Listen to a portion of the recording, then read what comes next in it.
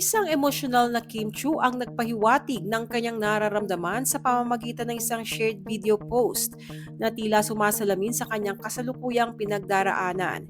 Ito ay ilang araw matapos siyang makatanggap ng matinding pambabatikos mula sa netizens dahil sa pagdawit niya ng pangalan ni Riza May Dizon sa kanilang biruan sa It's Showtime. Narito ang ibinahagi ni Kim Chu sa kanyang Instagram account.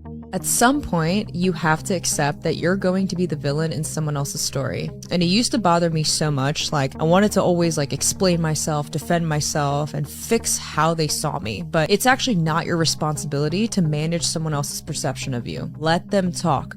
Let them misunderstand you. Let them have their opinion. Because the distance between you and them was not random. God created that space for a reason. He saw things you didn't see. He heard conversations that you weren't in and removed you before you had to face it yourself. So, if someone paints you as the villain, let them. Just don't shrink yourself trying to rewrite a story that you were never meant to be a part of. Sa kabila ng sunod-sunod na emosyonal na cryptic post ni Kim Chu sa social media, marami pa rin ang naniniwala na mas makabubuti kung hihingi na lamang siya ng apology kay Riza May Dizon at hindi na lang papansinin ang mga bashers. Ano ang masasabi nyo sa pinagdadaanan ngayon ni Kim Chu?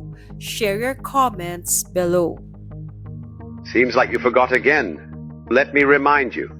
You've made it through things you thought would break you. You've stood alone in rooms where no one noticed your pain. You've smiled with a heavy heart, just to make others comfortable. You've survived days you didn't think you'd get through. Nights where your mind wouldn't stop racing. Moments where everything felt like too much. But here you are. You've been the strong one for so long, you've started believing that you don't need anyone. You forgot how far you've come. You forgot that it's okay to rest, that you don't have to carry it all. If no one's told you lately, I'm proud of you. For holding on. For still trying. Even when it's hard. You're not behind, you're not weak, you're human. And that's enough.